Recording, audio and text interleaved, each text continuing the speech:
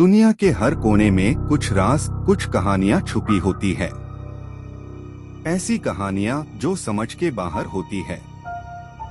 और हम आए हैं अन सीक्रेट्स को अनकवर करने, अन पाथ्स पार चलने, जहां से लोग वापस तो आते हैं, लेकिन कहते हैं अंधेरा उनके साथ चिपक कर आता है। स्वागत है डायनामिक डार्क में। स्वागत है एक ब्रांड न्यू हॉरर एपिसोड में। स्वागत है एपिसोड 58 में। मैं हूं आदित्य और आज हम लाए हैं 3 टेरिफाइंग हॉन्टेड स्टोरीज, जिसमें है असली भूत प्रेत, चुड़ैल और साइकोलॉजिकल डर का परफेक्ट ब्लेंड। नई कहानियां, नया हफ्ता और नया डर। पिछले एपिसोड 57 में हमने creepy pasta horror stories explore की थी। अगर आपने मिस किया, लिंक डिस्क्रिप्शन में है, जरूर चेक करो। तो चलो शुरू करते हैं डरावना एपिसोड 58। अगर आप यहाँ नए हो तो लाइक, सब्सक्राइब और नोटिफिकेशन बेल ऑन करना मत भूलना। अगर आप डेयर करते हो देखने के लिए कि आगे क्या आने वाला है। आज हम एक्सप्लोर करेंगे 3 हॉन्टेड स्टोरीज, हर एक अपने तरीके से टेरिफाइंग। सबसे पहली कहानी द घाटी फुटस्टेप्स ऑफ अजंता केव्स। आज की दूसरी कहानी है the red sari caller of Kolkata's bow barracks. आज की आखिरी कहानी है the weeping widow of Alappuzha night ferries, Kerala. अच्छे एक्सपीरियंस के लिए अपने ईयरफोन्स या हेडसेट लगाओ। लेट द डार्कनेस, सस्पेंस और फियर आपको कंज्यूम करने दो। आप अपने रूम की लाइट्स ऑफ कर दो ताकि एकदम सिनेमैटिक या हॉरर एक्सपीरियंस माइल, क्योंकि ऐसा एक्सपीरियंस सिर्फ डायनामिक डार्क पार ही मिलेगा। अजंता की घाटियों में रात का अंधेरा एक अलग ही भार लेकर आता है। GUFO के बाहर हवा बिल्कुल सूखी, बिल्कुल ठंडी, जैसे किसी ने पूरी दुनिया का सांस रोक दिया हो। लेकिन सबसे ज्यादा खौफ देता है वो आवाज, वो एक अजीब सी चलने की रिदम। 2 कदम आगे, 1 कदम पीछे, 2 कदम आगे, 1 कदम पीछे। ये आवाज कोई ट्रैवलर नहीं सुनता, ये सिर्फ वो लोग सुनते हैं जो अजंता केव्स को रात के बाद छेड़ देते हैं। कहते हैं पुराने जमाने में एक वुमन मंक थी, बिल्कुल अकेली, बिल्कुल तन्हा। उसका ध्यान कभी टूट जाता था और उसी ध्यान टूटने की जगह पार लोग आज भी खुराच के निशान देखते हैं, जैसे उसने पत्थर पार कुछ लिखने की कोशिश की हो। रात को जब हवा पत्थर की दीवारों से टकराती है तो गांव के अंदर एक दबी हुई सी हुमिंग गूंजती है और फिर शुरू होती है वो रिदम। 2 कदम आगे, 1 कदम पीछे। लोग बोलते हैं ये चुड़ैल चलती नहीं, फिरकती है, उसके पांव जमीन को छूटे ही नहीं, बस आवाज गूंजती रहती है, जैसे कोई इनविजिबल फोर्स पत्थर की सरफेस को स्क्रैप कर रहा हो। एक बार एक लोकल गाइड आनंद ने झूठ बोलकर केव 26 के आसपास रात गुजारने की हिम्मत की थी। उसने सोचा था सब भूत प्रेत की कहानियां बस टूरिस्ट अट्रैक्शन होंगी, पर रात के 2:13 पार उसका रिकॉर्डर चालू हो गया। खुद फुटेज में बस इतना सुना, 2 कदम आगे, 1 कदम पीछे, और फिर एक और आवाज, पत्थर पार खुराचने की, कुछ लिखने की, जैसे कोई कह रहा हो वापस जा, वापस जा। आनंद ने क्लेम किया कि उसने एक सेफ साया देखा, पत्थर की कार्विंग्स के बिल्कुल पास। लंबी सी फिगर जिसके पैर ग्राउंड से 4 इंच ऊपर थे और उसके बाल बिल्कुल गीले, बिल्कुल नीचे लटकते हुए, जिसे देखकर आनंद भागने लगा और गांव का एको उसका पीछा करता रहा। 2 कदम आगे, 1 कदम पे। आवाज बीच में रुक जाती है, फिर एक स्नैप, जैसे कोई हाथ पकड़कर रोक रहा हो, और आनंद बेहोश हो गया। जब सुबह उससे मिलाया गया, वो बस एक ही बात बोल रहा था, बिना पलक झपकाए, बिना सांस लिए। वो पीछे चलती है, हमारे पीछे। 2 कदम आगे, 1 कदम पीछे। लोकल्स आज भी कहते हैं, अजंता केव्स के अंदर कोई चुड़ैल नहीं, बल्कि एक अनफिनिश्ड सोल फिर रही है, जो किसी को चोट नहीं पहुंचती, बस उनका रिदम बिगाड़ देती है। और अगर तुमने उसकी पेस मैच कर ली, अगर तुम भी 2 कदम आगे चल गए और 1 कदम पीछे लौट आए, तो तुम कभी वापस बाहर सेम पर्सन बनकर नहीं निकलते। कबीर रात के अंधेरे में अजंता की सुरंग 7 से सुरंग 9 तक कदम रख रहा था। टॉर्च की हल्की रोशनी उसके साथ खेलती हुई आगे बढ़ रही थी। अंधेरा इतना गहरा था कि पत्थर की दीवारें भी जैसे अपनी अपनी छाया खेल रही हों। और जैसे ही उसने पहला कदम रखा, कबीर ने महसूस किया किसी और के कदम उसके साथ बिल्कुल मेल खा रहे थे। 2 कदम आगे, 1 कदम पीछे, 2 कदम आगे, 1 कदम पीछे। लेकिन जब उसने पलटकर देखा तो वहां कोई नहीं था, सिर्फ प्रतिध्वनि, इतनी परफेक्ट कि हर कदम उसकी खुद की चाल की नकल कर रहा था। कुछ लोग कहते हैं कि सुरंग 7 से 9 के बीच एक अदृश्य गुफा चुड़ैल रहती है, जो आपके कदमों की हूबहू नकल करती है, बिना रुके, बिना थके। कबीर ने पहला कदम धीरे रखा, लेकिन उसके पैरों की हल्की आवाज भी उसकी छाया चुड़ैल के साथ मेल खा रही थी। टॉर्च की रोशनी झपकी और कबीर ने देखा, एक पतली लंबी आकृति छाया में घूम रही थी। सफेद खून लगी फटी हुई साड़ी, लंबे उलझे बाल, चमकती हल्की आंखें और लंबी नुकीली नाखूनें जो पत्थर को खुरच रही थीं। हर हरकत बिल्कुल उसके कदमों के साथ तालमेल में। कबीर की धड़कन तेज हो गई, सांस अटक सी गई। जैसे ही उसने आगे बढ़ने की कोशिश की, छाया भी उसके साथ तैर रही थी। कदम एक दूसरे के साथ पूरी तरह तालमेल में थे, बिना किसी आवाज के, सिर्फ कदमों की भ्रम पैदा करने वाली प्रतिध्वनि। सुरंग के अंधेरे में धुंध और धूल घूम रही थी। टॉर्च की रोशनी कभी उसके चेहरे पर, कभी दीवारों पर पड़ती, और हर जगह उसकी छाया चुड़ैल के प्रतिबिंब में मिलकर डर बढ़ा रही थी। कबीर ने पलटकर देखा, लेकिन आकृति गायब हो गई। सिर्फ एक हल्की फुसफुसाहट सुनाई दी। 2 कदम आगे, 1 कदम पीछे। जब कबीर ने सुरंग 9 की ओर देखा, एक झलक मिली। छाया आकृति थोड़ी देर के लिए वहां थी। उसकी हल्की चमकती आंखें, लंबी नुकीली नाखूनें और खून लगी फटी साड़ी, एक पल में और फिर गायब। कबीर ने महसूस किया, यह चुड़ैल सिर्फ भय पैदा करने वाली उपस्थिति है। यह शारीरिक हमला नहीं करती, पर आपके पीछे हमेशा प्रतिध्वनि, ताल और डर बनाए रखती है। और यदि आप उसकी ताल तोड़ने में असफल रहे, तो सुरंग 9 के बाद भी आप उसके कदमों को महसूस करते रहेंगे। 2 कदम आगे, 1 कदम पीछे। और यह आवाज, यह उपस्थिति कबीर के साथ हमेशा के लिए गुफा का निशान बन गई। ब्रिटिश उत्खनन के समय अजंता की गुफाओं में एक महिला आदिवासी रक्षक मृत्यु पर्यंत वही रही। कहते हैं कि वह आज भी वहीं घूमती रहती है, गुफाओं के रहस्यों की रक्षा करती हुई। कबीर जब गुफाओं में आगे बढ़ता है, उसे अचानक एक अजीब सा सन्नाटा महसूस होता है। पत्थरों की दीवारें जैसे हल्की हल्की सरकती हैं और हवा में एक ठंडी सनसनाहट दौड़ जाती है।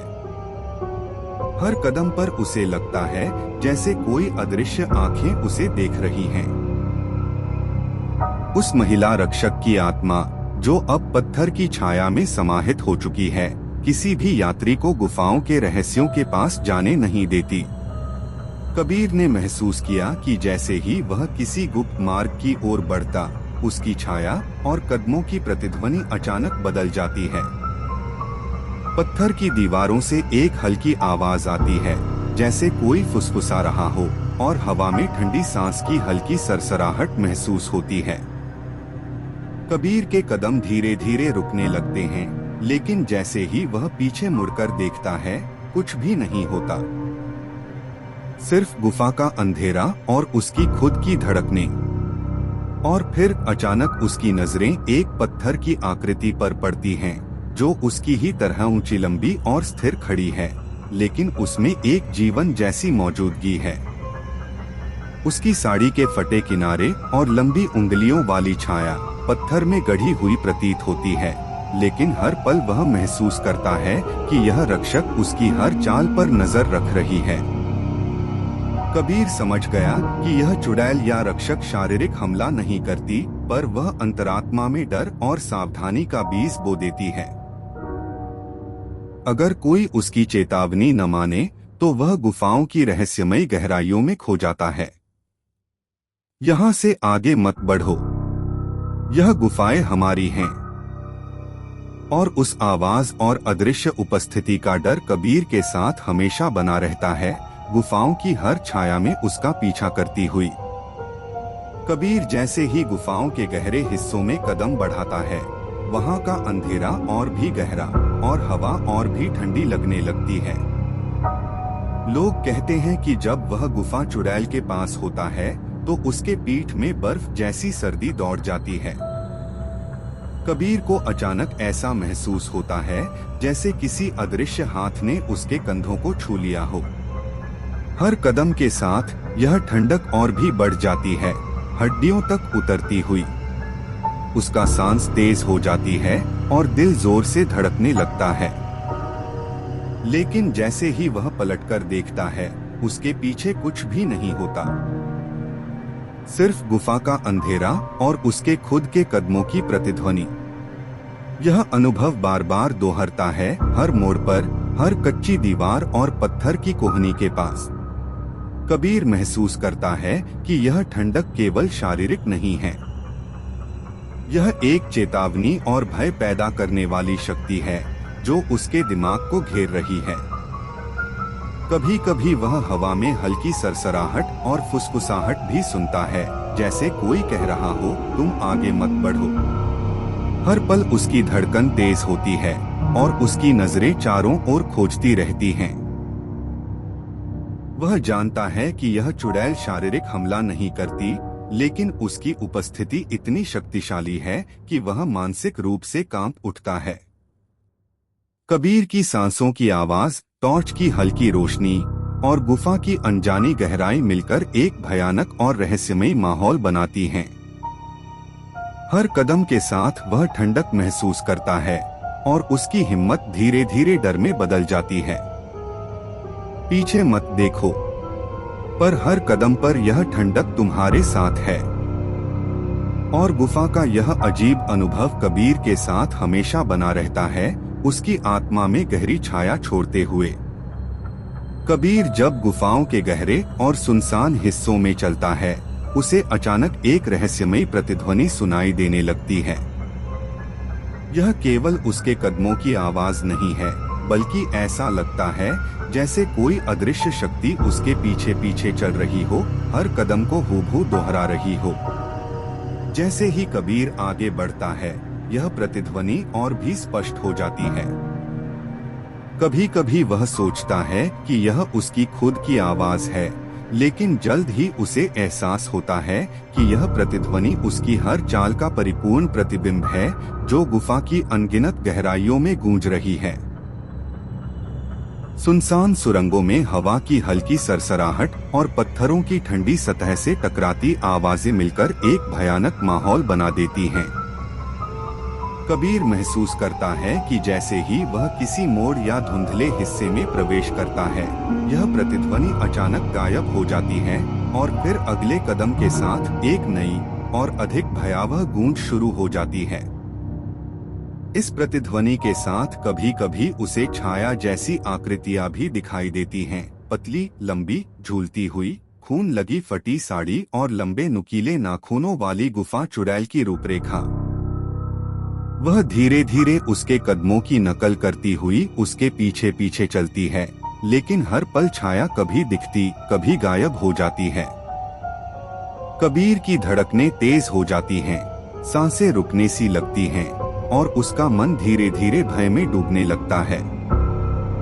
यह प्रतिध्वनि, यह छाया उसे लगातार चेतावनी देती है, सुरंग खत्म होने तक पीछे नहीं मुड़ना, नहीं तो यह हमेशा के लिए तुम्हारे पीछे बनेगी।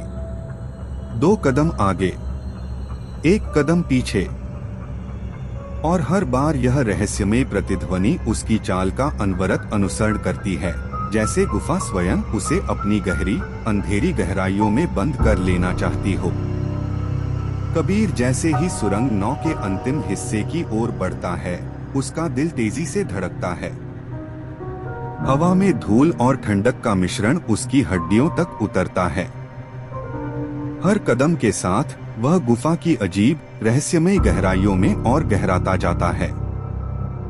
अचानक उसकी नजरें सुरंग के अंतिम मोड़ पर पड़ती हैं।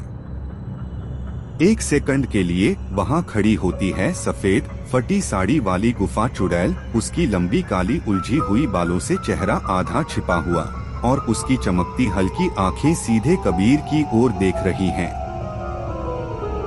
उसके लंबे, नुकीले नाखून पत्थरों की दीवारों को खुरच रहे हैं। वह सेकंड भर के लिए बस खड़ी रहती है, जैसे समय खुद थम गया हो। कबीर की सांस रुक सी जाती है और उसके कदम वहीं ठिठक जाते हैं। यह पल इतना असली और डरावना होता है कि उसे लगता है जैसे पूरी सुरंग और वह स्वयं उस चुड़ैल के प्रभाव में फंस गए हों। और फिर अचानक वह गायब हो जाती है। सिर्फ हल्की धूल और ठंडी हवा की सरसराहट बचती है। लेकिन कबीर जानता है कि उसकी मौजूदगी हमेशा उसके साथ रहेगी और यह आखिरी झलक उसकी यादों में हमेशा बसी रहेगी। कबीर बाहर निकलते हुए महसूस करता है कि सुरंग के अंदर बिताए गए हर पल की भयावहता और रहस्य उसकी आत्मा पर एक गहरा निशान छोड़ गई है। वह जानता है कि गुफा ने उसे सिर्फ एक अनुभूति नहीं दी थी, उसने उसे चुड़ैल की शक्ति और डर की हकीकत का एहसास कराया। बस 1 सेकंड के लिए, और फिर गायब। लेकिन यह पल, यह झलक कबीर के मन में हमेशा के लिए बनी रहती है, सुरंग की गहराइयों में छिपी हुई उस रहस्यमय शक्ति की याद दिलाते हुए।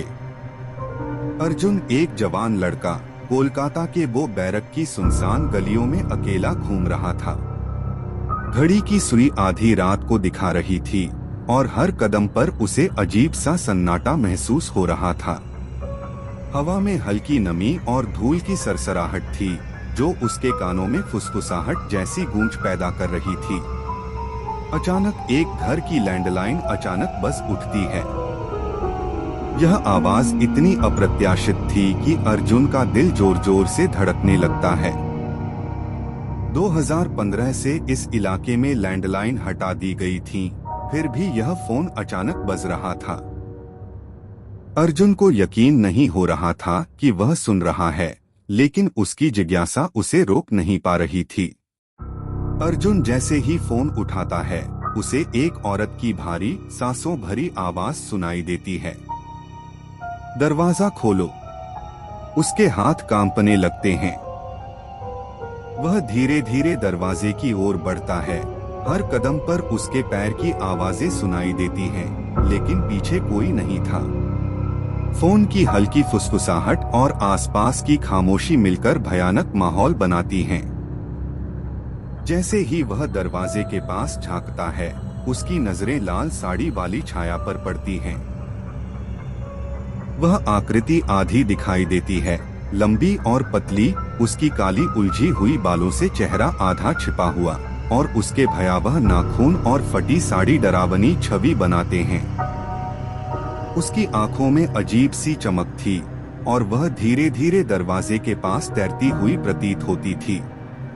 अर्जुन धीरे धीरे पीछे हटता है लेकिन उस घर और उस रहस्यमयी छाया की भयावहता उसकी आत्मा में गहरी छाप छोड़ देती है। हर धड़कन, हर सांस में उसे यह एहसास होता है कि यह केवल शुरुआत है। कुछ देर बाद फोन खुद ब खुद बंद हो जाता है, लेकिन उस कमरे और लाल साड़ी वाली छाया की भूतिया उपस्थिति अभी भी उसके दिमाग में गूंज रही थी। अर्जुन ने महसूस किया कि वह केवल एक झलक देख रहा था, पर उसका डर और जिज्ञासा अब हमेशा के लिए उसके साथ जुड़ गई थी। दरवाजा मत खोलो, पर अगर खोला तो सिर्फ एक झलक मिलेगी। और वही झलक अर्जुन के दिल और दिमाग में हमेशा के लिए डर की अदृश्य छाया छोड़ गई, जो उसे याद दिलाती रही कि कुछ चीजें हमेशा पीछा करती हैं। अर्जुन ने जैसे ही फोन उठाया, उसे एक औरत की भारी, सांस भरी आवाज सुनाई दी। दरवाजा खोलो। उसकी आवाज इतनी धीमी और गहरी थी कि हर शब्द उसके हृदय में डर की लहरें दौड़ा रहा था। अर्जुन के हाथ कांपने लगे, लेकिन जिज्ञासा और डर दोनों के बीच वह धीरे धीरे अपने पैर आगे बढ़ाता है। फोन की हल्की फुसफुसाहट और आसपास की खामोशी मिलकर भयानक माहौल बना देती हैं। हर धड़कन में उसे यह महसूस होता है कि आवाज केवल फोन में नहीं, बल्कि उसके चारों ओर गूंज रही है।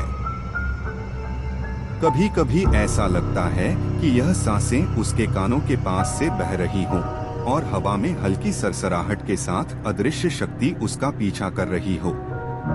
अर्जुन धीरे धीरे दरवाजे की ओर झांकता है। वहाँ लाल साड़ी वाली छाया आंशिक रूप से दिखाई देती है। उसकी लंबी उलझी हुई काली बालें चेहरे के आधे हिस्से को ढक रही हैं। उसके लंबे नुकीले नाखून दरवाजे और दीवारों को खुरचते हैं, और उसकी उपस्थिति भयावहता और रहस्य का एहसास दिलाती है। अर्जुन एक पल के लिए ठहर जाता है, सांसें थम सी जाती हैं, और उसके मन में एक अदृश्य डर की लहर दौड़ जाती है। उसकी आंखों के सामने छाया धीरे धीरे हिलती है, और वह महसूस करता है कि यह केवल शुरुआत है। लाल साड़ी वाली चुड़ैल उसका पीछा कर रही है। हर कदम, हर सांस, हर ध्वनि उसके इर्द गिर्द गूंज रही है। दरवाजा मत खोलो, पर अगर खोला तो केवल एक झलक मिलेगी। और वही झलक और वही सांसों की सरसराहट अर्जुन के मन में हमेशा के लिए भय की छाया छोड़ जाती है। अर्जुन ने दरवाजा धीरे धीरे खोला, और जैसे ही वह झांका, उसे एक आधी दिखाई देने वाली छाया नजर आई। यह लाल साड़ी वाली थी, जिसकी लंबी काली उलझी हुई बालें उसके चेहरे के आधे हिस्से को ढक रही थीं। उसकी आधा शरीर ही दिखाई दे रहा था, बाकी वह अंधेरे में गुम हो गई थी, पर उसकी भयावह उपस्थिति स्पष्ट महसूस हो रही थी। उसकी आंखें हल्की चमक रही थीं, और लंबे नुकीले नाखून धीरे धीरे दीवार और फर्श को खुरच रहे थे। गली में लगी हल्की रोशनी और धूल की हलचल उसके चारों ओर एक डरावना माहौल बना रही थी। अर्जुन हर कदम पर ऐसा महसूस करता है कि यह आधी छाया उसके पीछे पीछे धीरे धीरे बढ़ रही है, और हर पल उसका डर और भी गहरा होता जा रहा है। अर्जुन की सांसें तेज हो जाती हैं, दिल की धड़कनें बढ़ जाती हैं। उसे लगता है जैसे गली के अंधेरे कोने में यह छाया किसी भी समय पूरी तरह दिखाई दे सकती है। हर हल्की सरसराहट, हर ध्वनि उसकी चिंता को और बढ़ा रही थी। छाया स्थिर खड़ी रहती है, उसकी उपस्थिति इतना वास्तविक लगती है कि अर्जुन को यह एहसास होता है कि यह केवल एक झलक नहीं, बल्कि पूरी तरह से जिंदा डर है, जो उसकी हर गतिविधि और हर कदम के साथ उसके पीछे बनी रहती है। बस आधी झलक, पर डर की पूरी गहराई। और वही झलक अर्जुन के मन और शरीर में हमेशा के लिए भय और रहस्य की गहरी छाप छोड़ देती है। अर्जुन अंधेरे गलियारे में धीरे धीरे आगे बढ़ रहा था। उसने देखा कि सामने चल रही चुड़ैल की चाल अजीब है। पहले हवा के विपरीत दिशा में उसके कपड़े और बाल हिल रहे थे, जैसे कोई अदृश्य शक्ति उसे खींच रही हो। फिर वह धीरे धीरे अपने कदमों से आगे बढ़ती है। अर्जुन की पीठ में अजीब ठंड उतर आई, जैसे बर्फ की सर्दी उसकी रगों में घुस गई हो। हर कदम के साथ गलियारे की पुरानी दीवार से हल्की घंटी की आवाज आ रही थी और छत के टूटे टुकड़ों से पत्थर गिरने की हल्की गूंज सुनाई दे रही थी। जैसे ही अर्जुन पीछे मुड़ा, वहाँ कुछ भी नहीं था, पर मन के कोने में एक अजीब डर का एहसास रह गया। हवा तेज हो गई और चुड़ैल की लाल साड़ी धीरे धीरे हिलती रही, जैसे वह अर्जुन के हर कदम को देख रही हो। गलियारे के अंधेरों में साए घिसक रहे थे और अर्जुन हर कदम पर अपनी सांसें रोकता, डर और जिज्ञासा दोनों महसूस कर रहा था। हर पल सस्पेंस और प्रत्याशा बढ़ रही थी। फर्श के पुराने पत्थर और छत के टूटे टुकड़े गूंज रहे थे, जैसे गलियारा स्वयं जीवित हो गया हो। चुड़ैल का साया अर्जुन के आसपास घूम रहा था, कभी पीछे कभी बगल से, पर वह हमेशा अधूरा ही दिखता। आधा शरीर, एक चेहरा जिसमें सिर्फ आंखें दिखाई दे रही थीं और लंबे तेज नाखून वाली हाथ। अर्जुन को लग रहा था कि यह गलियारा और चुड़ैल का मनोवैज्ञानिक आतंक उसे पूरे समय जागृत रखेगा। हर कदम के साथ सस्पेंस और तेज होता गया। अर्जुन ने एक पल के लिए भी नजर हटाई तो लगा कि साया अभी भी पीछे से पीछा कर रहा है। गलियारे के हर कोने से घंटी जैसी खनक, हवा में हल्की रोशनी और चुड़ैल की धीमी चाल, सब मिलकर अर्जुन के लिए एक पूर्ण मनोवैज्ञानिक भय का अनुभव बना रहे थे। और फिर जैसे ही चुड़ैल एक कदम और आगे बढ़ती है, गलियारे के साए घायल जैसे हिलने लगते हैं और अर्जुन समझ गया कि यह केवल शुरुआत है। रात की सबसे गहरी सन्नाटा भरी घड़ी, वो बैरक्स के पुराने चीखते हुए दरवाजों के बीच, अर्जुन को एक अजीब सी बात नोटिस होती है।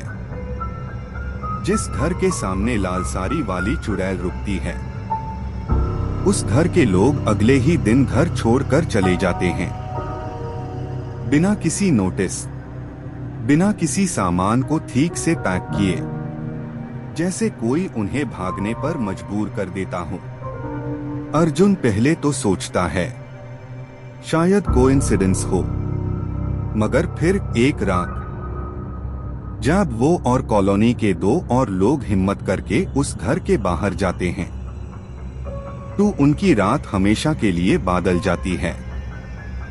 दरवाजे के नीचे केवल एक औरत के पैरों के निशान नहीं मिलते, बल्कि 2 अलग अलग तरह के कदमों के निशान साथ साथ दिखते हैं।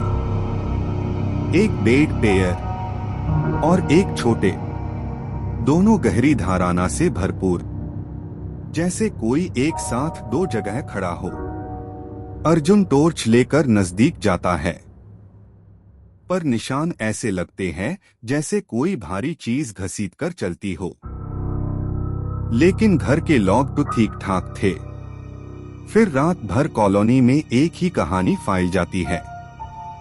दरवाजे पर कोई औरत रात भर चलती रही, लेकिन आवाज एक नहीं 2 अलग कदमों की थी।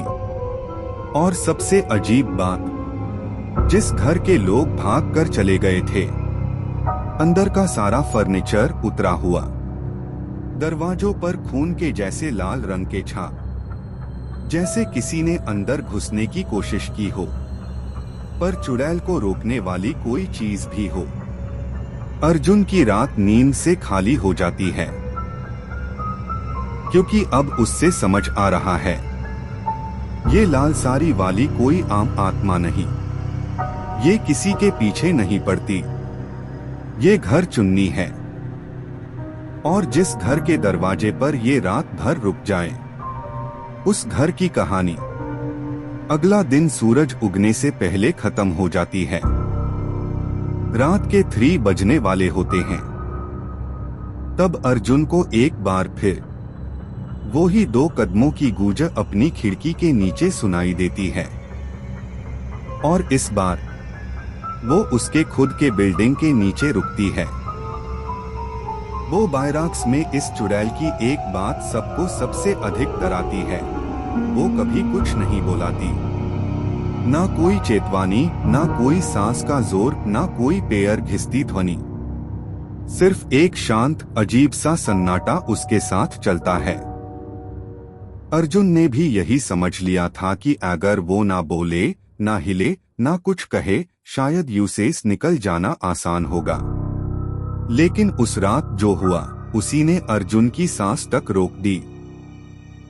गलियारे में खड़े होते हुआ, जैसे ही अर्जुन ने मोध पर एक लाल झलक देखी, यूज लगा वो फिर आधी शेर वाली वही परिचित पर अचंभित कर डीन वाली साई होगी। और इस बार वो पूरी शेर से नहीं, सिर्फ गर्दन से दिख रही थे। धीरे धीरे उसके चेहरे के लक्षण अंधेरे में उभराने लगे। गर्दन टेढ़ी, बाल भीगे और चिपके हुए, जैसे किसी ने उन्हें जोर से पकड़कर खींच लिया हो। अर्जुन जमी पर था, उसका दिल कांप रहा था।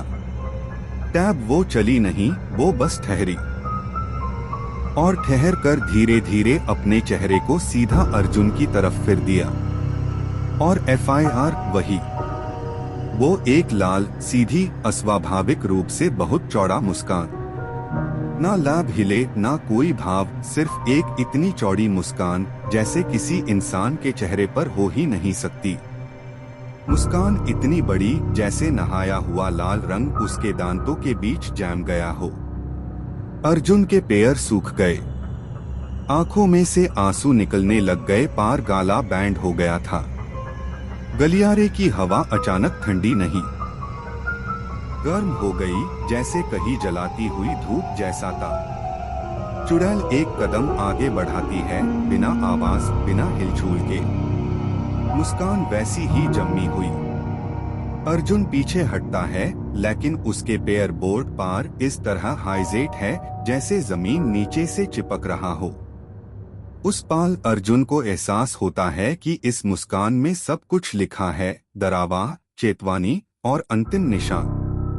और बिल्कुल अंत में, जब अर्जुन नीचे जायरो के नीच, वो मुस्कान और चार और बड़ी लगती है। और FIR एक झपके में पूरी तरह से गायब। बस एक लाल मुस्कान का तस्वुर गलियारे में तैरता रह जाता है, जो किसी को भी हमेशा के लिए परेशान कर दे। आज की आखिरी कहानी अलप्पूझा की रात की फेरीज की।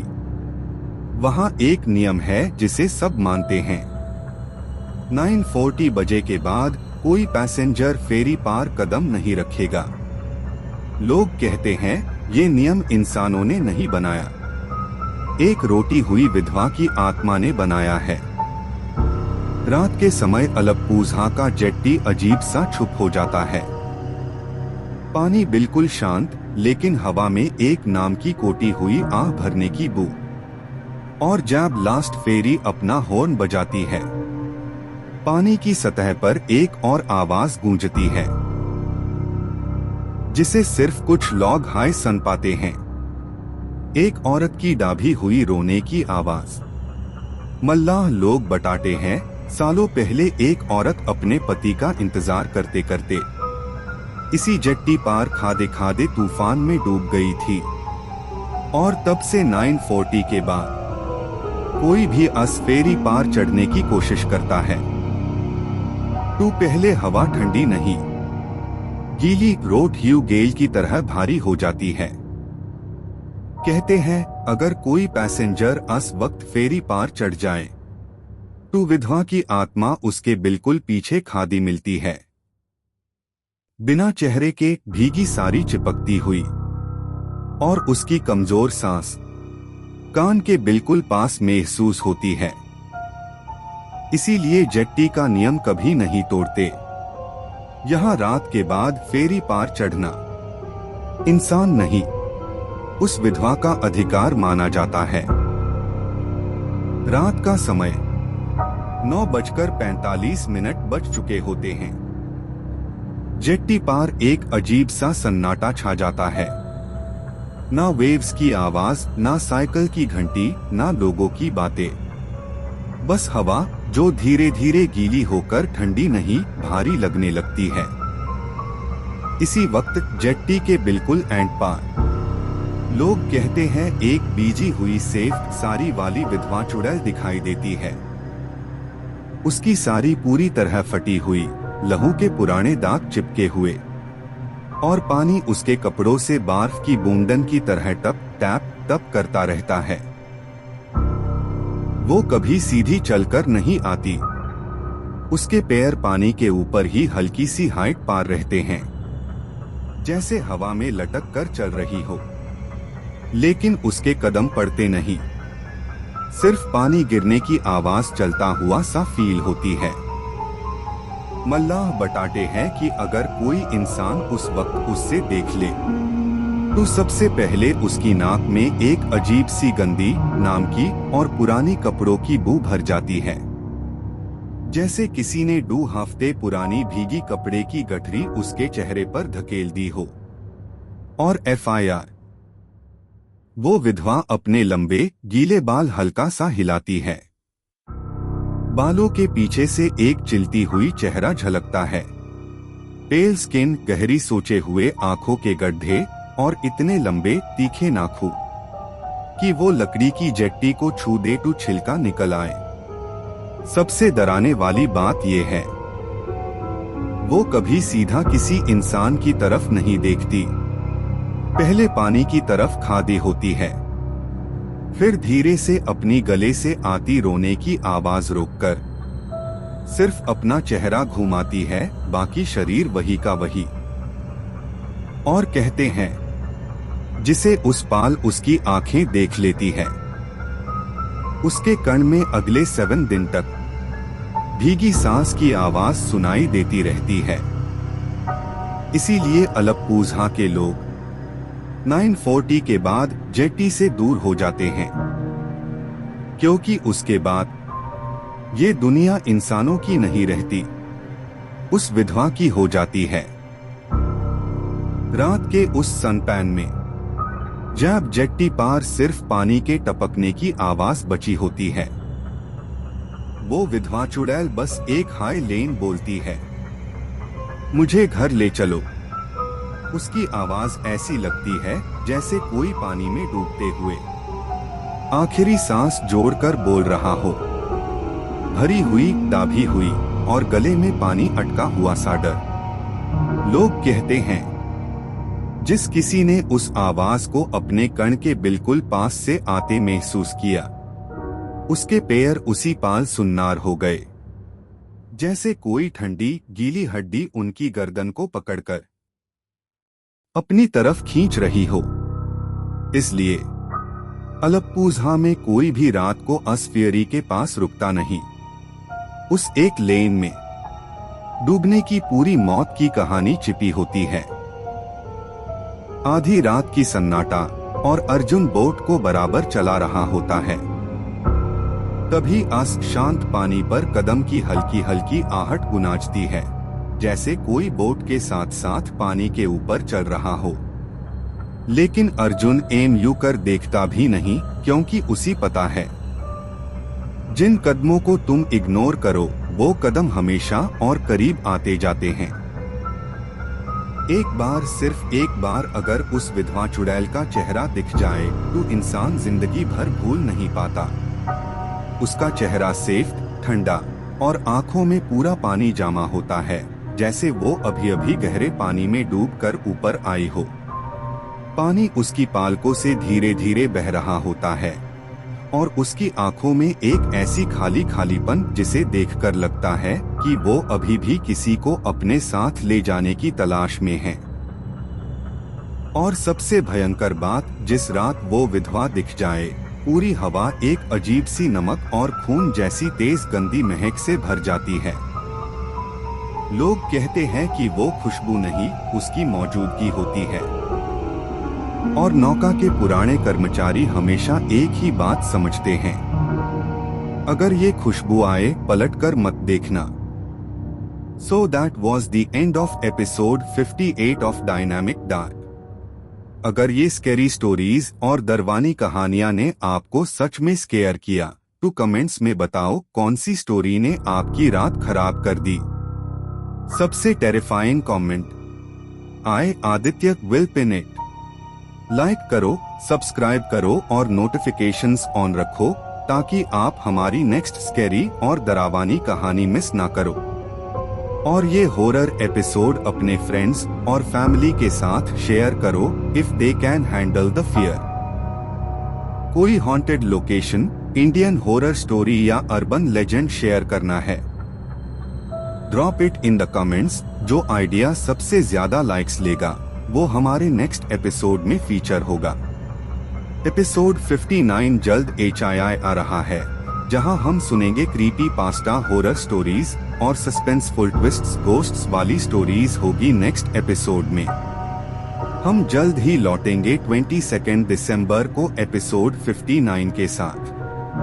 डायनामिक डार्क ब्रेक पार जा रहा है। तब तक के लिए देखते रहिए डायनामिक डार्क के साथ, सुनते रहिए डरावनी कहानियाँ। ROZ नया एपिसोड आता है शाम के 7:45 बजे पर।